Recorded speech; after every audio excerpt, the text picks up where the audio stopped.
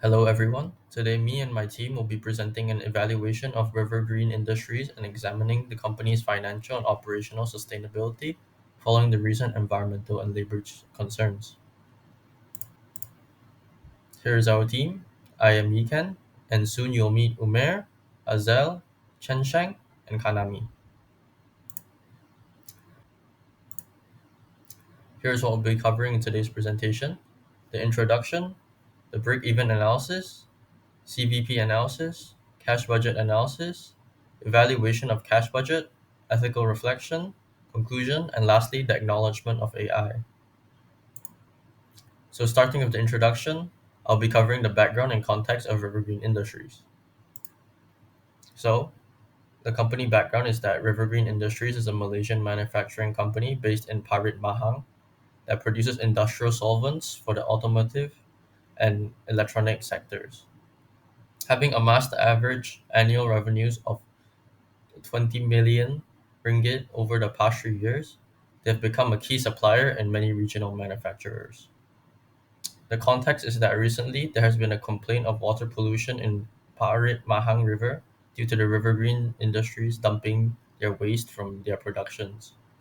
Following this, they were exposed of many other ethical issues, which has led them to implement new measures. So, a few company changes. So due to the complaints and such, legal action has been taken against them, and this forced River Green Industries to prepare some changes for 2025. This includes installation of water waste treatment systems, improved spill containment and hazardous waste handling procedures, wage adjustments to meet minimum wage laws, regulation of working hours, and provision of appropriate safety gear for all employees. Hi everyone, I'm Chen Sheng and I'll start by examining the break-even and cost volume profit analysis for River Green. This helps us understand if the company can remain financially sustainable after implementing the required environmental and labor reforms. First, we calculate the break-even point based on the 2024 cost structure. Fixed cost was 6 million, the selling price per unit was 12, and variable cost 8. That gives a contribution margin of 4 per unit. Using the formula, break-even volume equals to fixed cost divided by contribution margin, we get 6 million divided by 4 equals to 1.5 million units. This means the company had to sell at least 1.5 million units to break even before any reforms. Now, let's consider the impact of compliance costs.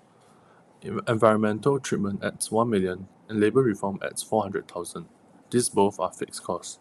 That pushes total fixed costs to 7.4 million. With the same contribution margin of 4, the new break-even volume becomes 7.4 million divided by 4 equals to 1.85 million units. So now, River Green needs to sell 1.85 million units to break even, which is significantly higher. Let's compare this with actual sales. River Green currently sells 1.6 million per units per year. That's 250,000 units short of the new break-even point. So clearly, the company can no longer break even under the revised cost structure, and operations are unsustainable without further changes. To explore potential recovery options, we tested two cost volume profit strategies to see if profitability can be restored. In scenario A, we increased the selling price by 50 cents, from 12 ringgit to 12 ringgit and 50 cents. That raises the contribution margin to 4 ringgit and 50 cents per unit. With 1.6 million units sold, total contribution becomes 7.2 million ringgit. After subtracting the 7.4 million fixed cost, this results in a loss of 200,000 ringgit. Scenario B, instead of changing price, we increase volume by 10%. Sales go from 1.6 to 1.76 million units. At 4 ringgit contribution margin, total contribution becomes 7.04 million. Compared to fixed costs, this results in an even greater loss of 360,000 ringgit. To summarize both scenarios, Scenario A results in a smaller loss but may risk customer churn due to the price hike. Scenario B increases output, but the financial loss is larger, and it may pressure production and labor capacity. Neither strategy achieves profitability, but Scenario A is the more financially viable option with fewer operational risks. Good day, my name is Azel Hepsi Sherban Chandrasekharan, and I will be talking about the cash budget analysis. We will be talking about calculating cash receipts, which is the cash inflow, and operating payments, which is the cash outflow. This here is the cash budget table, which contains information for the years 2024, 2025, 2026, and 2027, which I will be discussing in depth in the upcoming slides. Diving in depth, for the cash budget in 2024, the break even volume we see is 6 million divided by 4, which is 1,500,000 units. The cash receipts, that is the inflows, is seen to be 16 million, and the operating payments, that is the cash outflows, is seen to be 14 million. For the cash budget in 2025, we see the cash receipts or the inflows is seen to be 16,320,000, where we see an expected increase of 2% due to improved customer confidence. The operating payments in this case, that is the outflows, is seen to be 16,520,000, where we see an increase by 18% due to new system installation and wage adjustments. However, overall, we see a deficit of 200,000 ringgit.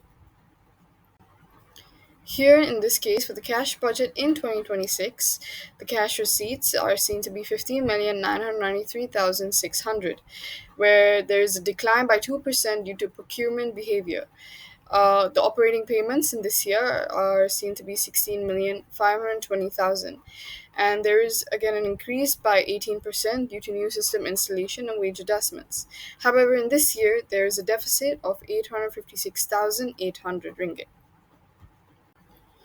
For the cash budget here in 2027, the cash receipts are seen to be 17,273,088, and there is an 8% increase as sales are expected to rebound. The operating payments are seen to be 7 million 18 904. There's an increase by 1% with return to operations and minimal adjustments. Uh, and overall, there is a surplus of 254,184. Here we can see that the principle applied, the accounting principle applied, is the going concern principle. Cash budgets help businesses check their financial stability over time. Thus, businesses must manage their cash to survive in the future. Coming to the evaluation of the cash budget, the company's capacity to sustain cash flow while addressing environmental and labor compliance challenges appears moderately stable, but will require strategic management to navigate projected short term deficits. In 2024, we saw the company records a healthy surplus of 2 million, indicating a strong liquidity position.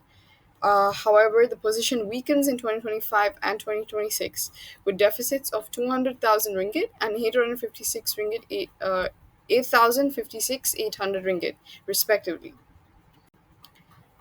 These shortfalls are primarily due to increased operating payments driven by the installation of new systems for environmental compliance and adjustments in labor wages to meet regulatory standards.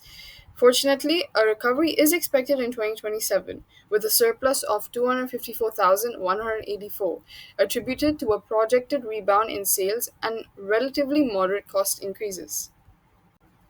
To bridge cash flow gaps in 2025 and 2026, the company should consider several financial and operational strategies.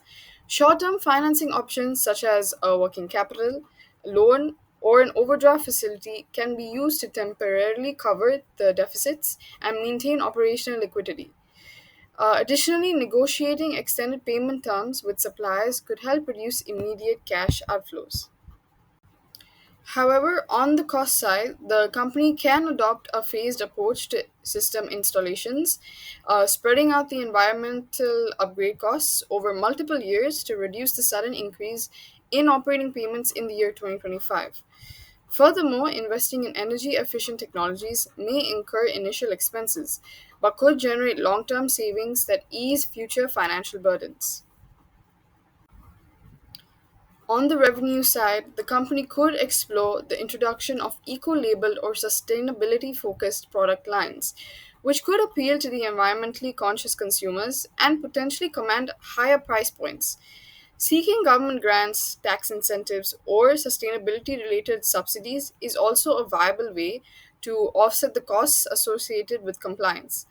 Finally, the company should implement dynamic budgeting and forecasting practices, such as quarterly budget reviews and scenario planning, to better anticipate and respond to changes in cash flow conditions.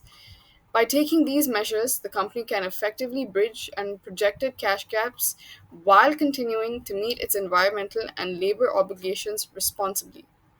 Thank you. Hello, I'm Umair Manzil, and now I'll be covering the ethical reflection of Rivgan Industries. I'm Umair Manzil, and I will be talking about the ethical reflection on Rivgan Industries. Firstly, let's talk about the company where they seriously neglected environmental responsibilities. They were found dumping untreated industrial waste into the Parit Mahang River, which directly led to dead aquatic life, water discoloration, and a strong backlash from the local community to the distress caused to them by the Rivgan Industries. Secondly, they majorly failed their workers, where employees were overworked, some up to 12 hours daily, and on top of that, they were also paid below the minimum wage. They were also exposed to unsafe conditions with no proper protective gear or overtime records. These weren't just small or normal oversights. They point deep-rooted issue in the company's culture and leadership. Yes, now let's talk about the consequences. Of those is of course there's consequences to actions. What were these consequences? Rivergreen suffered major reputational damage among both consumers and clients. The public backlash was intense. Both consumers and clients, customer trust eroded, a reflection in projected 2% revenue decline for 2026. Beyond that, they also face potential legal action and tighter scrutiny from regulators. Internally, workforce instability increased due to poor morale and high turnover. So these ethical lapses didn't just damage their image, they had direct business consequences, which directly shows that there are major consequences always for your actions. Now, here's when companies for like Rivergin Industries, things get riskier for them. When companies like Rivergin chase short-term profits, they often cut a lot of corners. In this case, they might delay environmental upgrades, freeze or reduce salaries for the workers, overwork existing staff and not pay them on time or pay them below the minimum wage, skip investments in safety. But these shortcuts can easily backfire on the company itself, where they could lead to legal fines, more public backlash, creating more distress in the local community, which will directly impact the business, loss of contracts, and lasting damage to stakeholder trust. These short term gains are simply is not worth in the long term risk.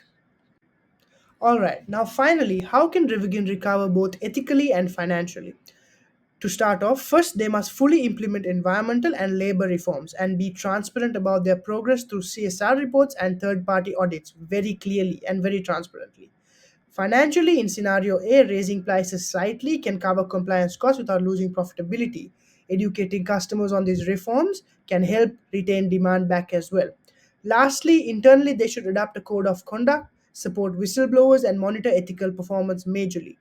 In summary, Rivergreen can rebuild trust and profitability, but only if ethics are placed at the heart of their recovery strategy and make sure that they very much focus on the ethics transparently and make sure that it is a major part of their business. To conclude, Liverglean's current sales volume of 1.6 million units falls short of the new break-even point of 1.85 million, making operations financially unsustainable. Between the two cost recovery strategies, increasing the selling price by zero point 0.5 ringgit leads to a smaller loss and presents fewer operational risks compared to increasing sales volume. Our cash budget analysis shows projected deficits in 2025 and 2026, but the recovery is expected in 2027 with a surplus of over 250 million ringgit. Short-term financing, phased upgrades, and tighter cost controls will be essential in the interim. Ethically, Livergreen must follow through with its promised reforms to regain public trust. Management should align financial strategy with transparent communication and ethical accountability. This balanced approach is key to achieving long-term stability and sustainable growth. Here's acknowledgement of AI. No AIs were used in the creation of this presentation. So thank you for listening.